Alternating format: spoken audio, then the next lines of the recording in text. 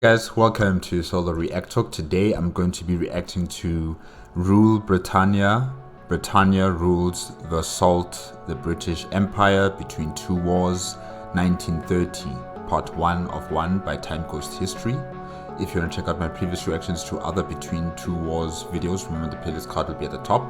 If you want to check out the original video as well as Time Ghost History's YouTube channel, remember the links are in the description below. Okay, let's start. 3, 2, 1, go. Without a regular supply of sodium chloride, the main component of salt, you will die. See, when your blood sodium level falls below a certain amount, you go into a stupor. Your muscles start twitching and spasming, you get seizures, and then you slip into a coma and die. Even just getting too little salt will make you very sick. So, when the British colonial masters have a state monopoly on salt extraction in India, they are restricting one of the basic necessities of human life. In April 1930, this makes one man, a peaceful lawyer and civil rights activist, decide to resist an entire empire by taking a long walk.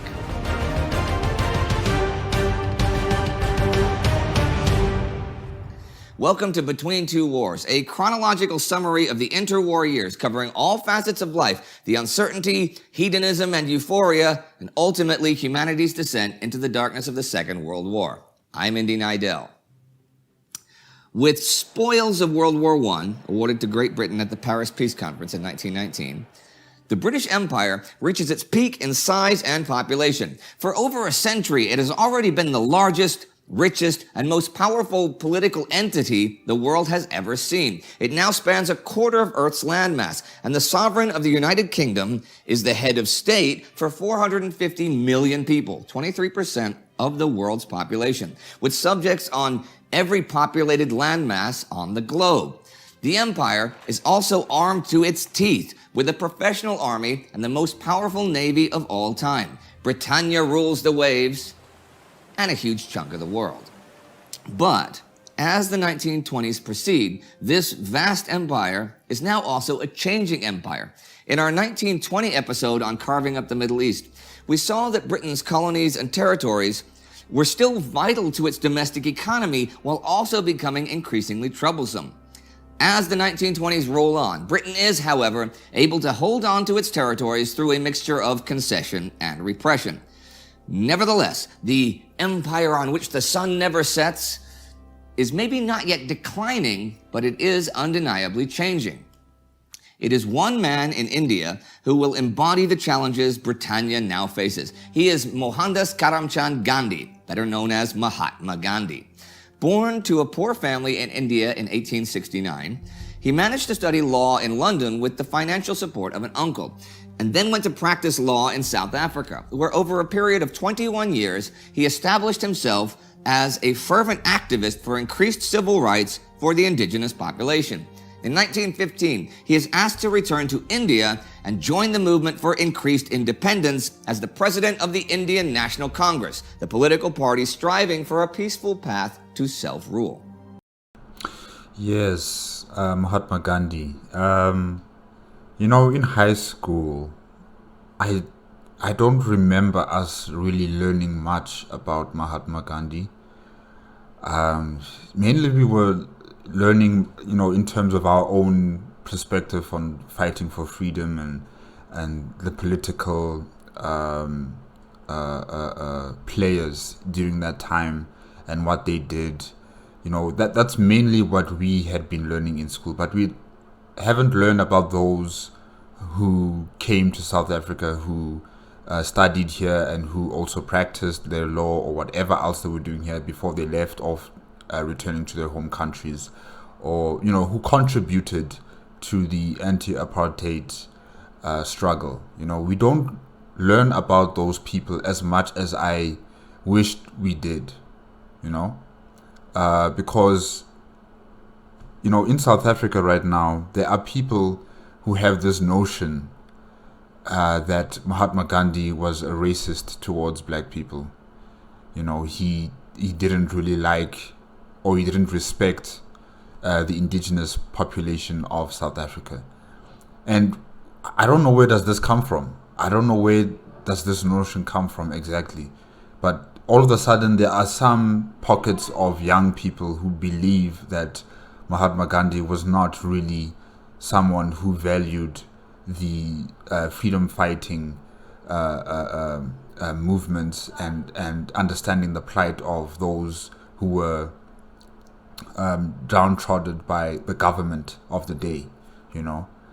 And I don't know. There are some things that we should be putting as importance in our history, you know. It's not just the political parties that, you know, gave us liberation. It was also people, individual people who are not affiliated to any political party, but who were here assisting in our freedom fighting, you know. And we should not forget about those people. We should not cover them up as if they never existed. And I think that's also what contributed to this notion that, you know, Mahatma Gandhi was not this person that we were told he was, that he was someone who did not respect the black South Africans. He did not respect the indigenous people of this country. Yeah, so these are some of the things that I think should be revised in our historical books or historical classes, where not only are we learning about our fellow African mothers and fathers who had fought for freedom, but also other people from across the world who contributed to our freedom, you know. We even have a Gandhi Square in Johannesburg, the major financial heart of our country, you know. We have a Gandhi Square there where people come there, and there's shops there, there's transportation systems there. It's like our own version of Times Square, if I can say it like that, without the neon lights. I think they're going to install that at some point. I'm not sure when. But really, it's a very big place where there's a lot of shops and a lot of vehicles that are going through, well, mainly buses that are going through there. And it's a very beautiful place.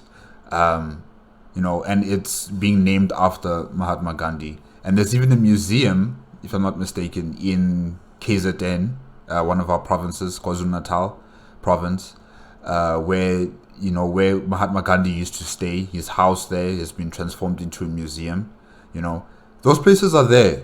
But still, for some reason, in our education system, I don't think we have firmly put enough emphasis on this man in particular, or any of the other people who fought for our freedom. You know, we're mainly focusing on the political parties and their leadership that assisted us in having this democratic freedom.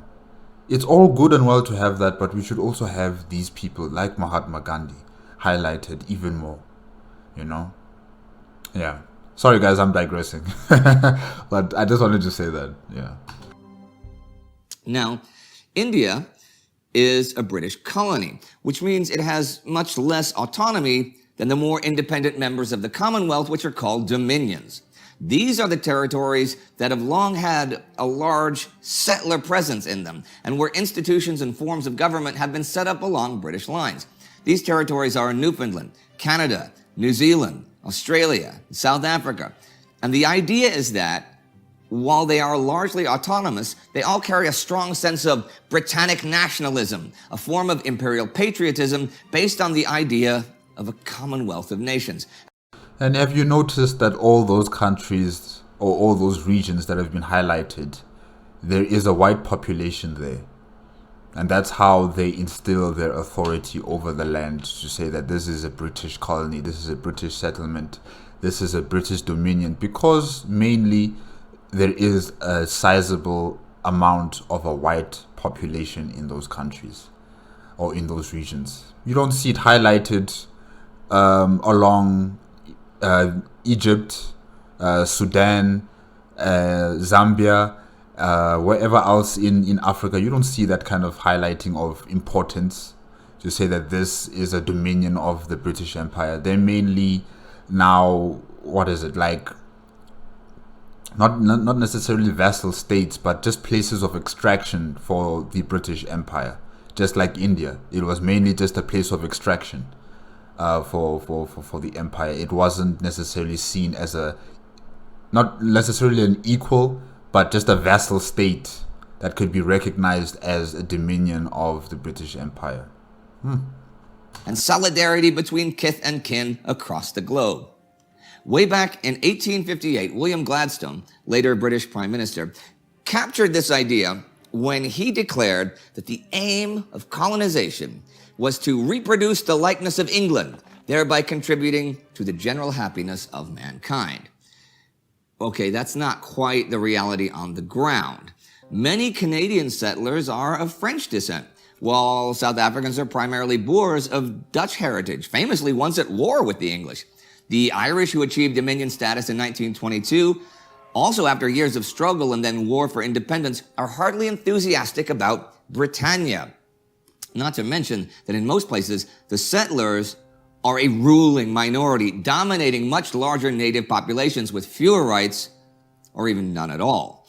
The situation in India is a bit different. Here, the vast native population dwarfs that of the British arrivals by a factor of many times, and is by force a part of the administration, at least on the local level, which gives the indigenous population hope for more rights by becoming a dominion. In 1917, the August Declaration by Secretary of State for India Edwin Montagu promises progress towards responsible government. In 1918, Indian nationalists get another sliver of hope when India is admitted to the Imperial Conference, a big step considering that it was previously for white dominions only. In 1919, the Government of India Act introduces the idea of dual rule and gives Indian legislators control over things such as agriculture, sanitation, and education. It's not quite true democracy yet, though, as these legislators are chosen by an electorate of indigenous landowners of a certain size, or about 10% of the adult male population, 1% of the adult female. Yeah, these are just appeasement ploys by the empire of the British to make it seem as if they're giving the people of India that freedom that they've desired, that autonomy that they've wanted to achieve. It's just a form of appeasement. Ultimately, still the power lies with the colonial masters. But that doesn't really matter, though, because the process has already been derailed before it gets going. In parallel to the reforms, British legislators in India extend wartime security measures to preempt any revolutionary nationalist activity. Security forces can then detain suspects for 1 year without trial. Instead of curbing unrest, riots immediately flare up in response. The army responds in force, and this culminates at Amritsar, Punjab, when on April 13, 1919, at a peaceful gathering in the square of Jallianwala Bagh, thousands of unarmed Indians are shot at by troops under the command of Brigadier General Reginald Dyer. The shooting lasts for 10 minutes, from a distance of only around 100 yards. The official death toll is 379. Other sources cite as many as 1,600 killed. The massacre alienates the moderate nationalists, and Gandhi breaks off all negotiations with the British government, declaring it to be a satanic regime.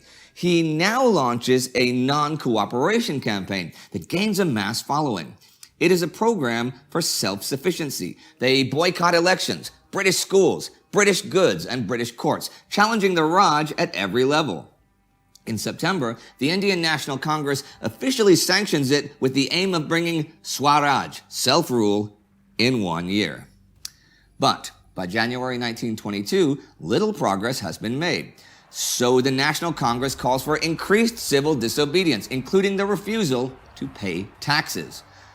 Things quickly turn violent, and Gandhi is forced to call off the campaign already in February after rioters in the town of Chowri Chowra set fire to a police station, killing 22 officers inside. Gandhi is jailed soon after this, his movement loses momentum, and by 1923, mainstream political opinion in India has drifted back to an acceptance of moderate constitutional reform. Meanwhile, It is the dominions that are demanding more autonomy, just when Britain has realized how much it depends on its empire. The war had clearly shown the British government how essential these territories are, and it is also clear that they will be needed again should another war happen.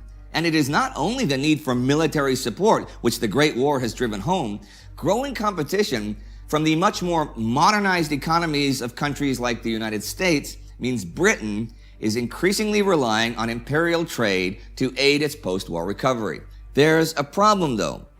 You see, economic nationalism in the dominions and their autonomous constitutional systems means that Britain lacks the legal and political avenues to create an imperial network of trade under its own control. British officials realize their only option is to encourage voluntary economic cooperation. And the Empire Marketing Board is established in 1926, tasked with bringing the empire alive. The board produces vibrant posters encouraging consumers in both British and Dominion markets to buy empire-produced goods. They have spiffy slogans like, "Buy Empire every day," or "From Christmas to Christmas, may Empire trade increase."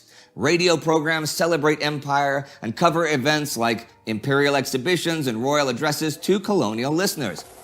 To come here today with the Queen, and it is easy to imagine how greatly the exhibition can contribute towards the progress of our tropical territories and the development of the unexplored capacities of the empire. This is an empire that does not know its own people. It proclaims that it represents them all. It proclaims that it has authority over all its people, but it doesn't know its people. This is just an empire only in name, but not necessarily in the physical presence and mind of the people. They just want this empire gone. They want to be released from this so-called empire. Yeah. You know, they really tried their best. I will give them that. They tried their best to put some sort of like new paint cover to bedazzle us and to make us believe that, oh, we're all one huge family and, we're all part of the empire and all that stuff. It just didn't work. So, the war may have brought home how much Britain needs its dominions, but it has also furthered a sense of nationalism within the dominions themselves. By 1910, they had become self-governing in their domestic politics, with Ireland joining the fold in 1922. And they are now all pushing for further independence. The trauma of the war, the slaughter on battlefields like Passchendaele and Gallipoli, has made many question how Britannic they really want to be. And as historian Jay Winter tells us, the men who returned from the field were less British than those who had gone off to fight. The tide of Britain was still there, though palpably and permanently transformed. The Dominion governments now make it clear they have no wish to become embroiled in another unnecessary European war. During the Turkish War for Independence, Winston Churchill, who at this point heads the Colonial Office, calls on Dominion military aid to protect British post-Ottoman interests, but he is promptly rebuked and met with refusal by Canada's Prime Minister. Continued appeals for Dominion contributions to imperial defense also repeatedly fall on deaf ears. It all comes to a head at the 1926 Imperial Conference, where a committee led by Lord Balfour defines the constitutional status of the Dominions. They declare that the Dominions are to be autonomous communities within the British Empire, equal in status, in no way subordinate one to another in any aspect of their domestic or external affairs, though united by a common allegiance to the Crown, and freely associated as members of the British Commonwealth of Nations. The wording is a delicate compromise between the needs of the empire and the desires of the dominions, though the dominions are now effectively sovereign states and can be as independent as they want to be. When Britain declared war in 1914, all of its empire was automatically involved, but in future, Britain cannot fall back on its dominions by default should it find itself in another major conflict. And it is this freedom and sovereignty that the people of the Indian subcontinent are after as well. After the collapse of the first passive resistance campaign, the Indian National Congress is more fragmented compared to the unity of 1919-1920. Okay, this is good for Britain, who remain reluctant to give greater autonomy to India. To begin with, it would break some of the cultural taboos surrounding what races are able and unable to rule themselves. But direct rule over India is also necessary should any conflict in Asia break out. Its huge population provides a vast pool of labor and military resources already present on the continent. It's a massive market for Britain's industrial products and the receiver of huge injections of investments and loans. Imperial leaders have long recognized this. In 1901, Viceroy Curzon stated that, "As long as we rule India, we are the greatest power in the world. If we lose it, we shall drop straight away to a third-rate power." In 1930, Churchill declares that the loss of India would be final and fatal to us. The British Empire would pass at a stroke out of life and into history. The British And they will try their utmost best to keep it alive. You know, it's on life support right now. They're going to make sure, they're going to try everything, every trick in the book to try and keep a hold of it, no matter what. See the gradual constitutional movement as a good way to keep the independence movement working on their terms. In February 1928, Sir John Alsbrook Simon is sent to India to set up a commission to review the Government of India Act of 1919 and investigate further reform. The commission is pretty controversial. It has no Indian members, and both the Indian National Congress and the Muslim League boycott its findings and organize mass protests against it. Still, in August, a joint declaration of the Indian independence parties reaffirms that India should hold dominion status within the British Empire. They are given further hope in October 1929 when the Viceroy, Lord Irwin, declares that dominionhood is the intended outcome, and yet things seem to be again sliding out of British control. The global economic recession is also hitting India, and another wave of nationalist violence spreads across India. Mainstream political nationalists also now swing back to activism. In December 1929, the Congress, under the leadership of the more radical Jawaharlal Nehru, authorizes a renewed civil disobedience movement for complete independence. It is Gandhi that turns this into a movement that will send ripples throughout the empire and the rest of the world. Okay. Under the India Salt Act of 1882, there is a British monopoly on the collection and manufacturing of salt. So even in regions by the sea, where you can technically just collect your salt yourself, which people have been doing for thousands and thousands of years, Indians now have to buy their salt from the British. There is also a tax on salt sales, so that revenues from the salt monopoly make up 4 to 9% of the Raj's entire income. The British administration fails at first to understand that a purely administrative matter like this is an explosive target for protest, but Gandhi is certain he's picked the right target. You see, to animate the people, he needs something that matters to all of the people, especially the poor. And since you cannot live without salt, this is the one. On March 12, 1930, Gandhi and 79 followers begin a 200-mile march, it's 320 kilometers, from the banks of the Sabarmati River to Dandi. Along the way, Gandhi collects salt from the sea, encourages others to do so, and holds public addresses. When he arrives at Dandi on April 6, he once again collects salt and has set in motion a wave of civil disobedience of massive proportions. Across India, Gandhi's followers of non-violent resistance, the Satyagrahis, now march to collect salt on the shores of Bengal, Orissa, Madras, Andhra, and Kerala. Gandhi declares that salt in the hands of Satyagrahis represents the honor of the nation. It cannot be yielded up except to force that will break the hand to pieces. And the movement is now gaining a mass following. Widespread. Who knew that salt would be the catalyst that would open the doors to independence? Who knew? Boycotts of British goods follow, with the import of foreign cloth falling from 160 million to 48 million yards. The British soon cracked down, and both Nehru and Gandhi are arrested. In May, 2,500 volunteers marched to the Darsana salt works in a non-violent raid. They face brutal police assaults. Overall, 60,000 satyagrahis are arrested in this first phase of the movement, which fails to produce definite results, but has two major effects.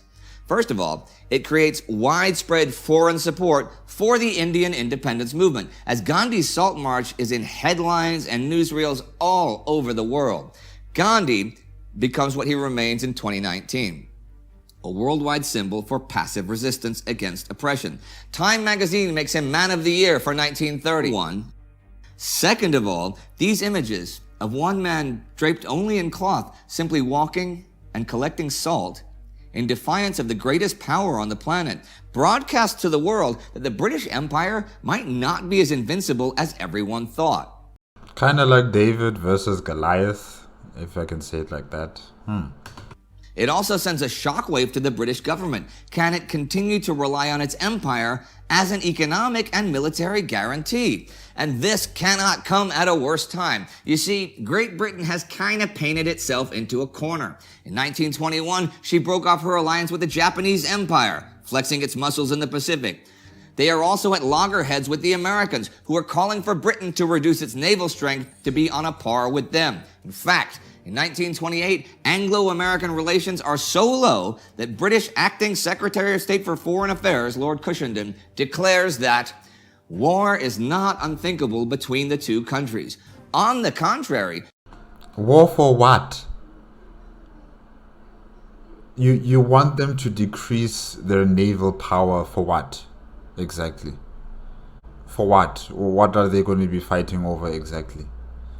Yeah. there are present all the factors which in the past have made wars between states. Britain is being pushed and pulled from all over the place. Its naval supremacy is being challenged, and the territories which supported her in the last war are looking increasingly insecure. Loyalty to the motherland is still strong in many dominions, but this is tempered by a reluctance to enter another massive war, with no legal force compelling them to do so if it should break out. Now, imagine if some of Britain's European neighbors should soon rise up and challenge the world by starting renewed aggressive expansion into other sovereign nations. Will the greatest power in the world still be able to stand up like she did in 1914, or will she see no other way out than appeasement? The events in India and the Dominions are just part of the conflicts between the British Empire and its colonial subjects after World War I. In our episode about carving up the Middle East, we go into more detail about the trade problems the United Kingdom faced and how the Middle East was divided by the European colonial empires. It is right here, any moment now.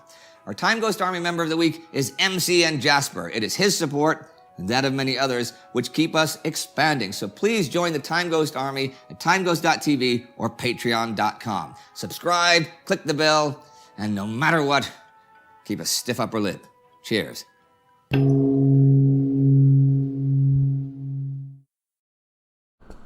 Yes, guys, that's it with Rule Britannia. Britannia rules the Salt, the British Empire between two wars, 1930, part 1 of 1 by Time Ghost History. Yes, this empire that, well, I would say it wasn't really built on strong foundations. It was an empire that believed that it would never fall, it would never be consumed by internal politics or external situations, that it would continue to endure no matter what, has finally begun to disintegrate, as many of its former colonies and its bases of operations have decided to become self-sustaining, self-rule, self-government, becoming independent from the mother body. They've started to lose their power, and the moment India and probably even the Middle Eastern countries, or should I say one particular country in Africa, Egypt, You know, the moment these kind of countries decided that they also wanted their own form of freedom, they wanted their independence, they wanted their self-governing and ruling, it kind of shook the empire to its core, because they were realizing that, you know, if they lose these colonies, if they lose these extraction regions, they're going to lose big time as a empire in the global stage. You know, you can have the most powerful military, you can have the most numerous of soldiers, but if you don't have an economy to sustain that, then it becomes pointless, really. So yeah, the British really tried their best. They tried their utmost best. They used every trick in the book to try and control these regions across the world. But ultimately, it all failed. It all came crashing down to them. And yeah, you know, like I said, this empire that they believed would never come crashing down, you know, they believed that their people were one united people, loyalty to the crown, loyalty to the empire. That doesn't exist. Really, it doesn't exist. You know, they don't know the countries or the regions that they rule over. They don't know the people there. They don't understand them. They don't understand what is it that they need or what is it that they want. All they understood was that any place that we have colonized will become a mirror reflection of us. And actually, to some degree, it has come out that way, because Britain is this strong, independent nation, you know, led by its a parliamentary system, by its government. You know, they have democracy. Of course, now your colonies are also going to want to emulate that. They're also going to want their freedom. They're also going to want their democracy, their parliamentary systems, you know, recognizing their traditional leaders, their kings and queens, becoming the ceremonial heads of states of their individual regions and countries and places where they represent. So yeah, I think in that respect, the empire has succeeded, you know, in creating a mirror image of itself, having independent states. That's what it has done. But everything else, no. We may speak their language as the British, we may speak their mother tongue language, but still, we are not them. We are our own people.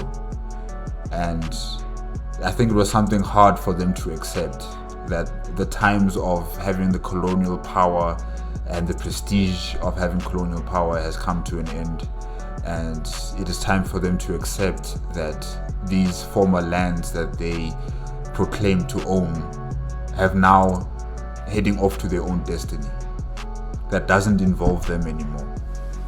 They are the past, and the present and the future now belongs to the people of those separate countries. Yeah. Okay guys, I guess that's it for today. If you want to check out the original video as well as Time Goes to History's YouTube channel, remember the links are in the description below. If you like the video, remember to give me a like, comment and subscribe to my channel. Click on the notification bell if you want to be up to date with my latest videos, and I will see you next week Tuesday. Okay? Bye bye.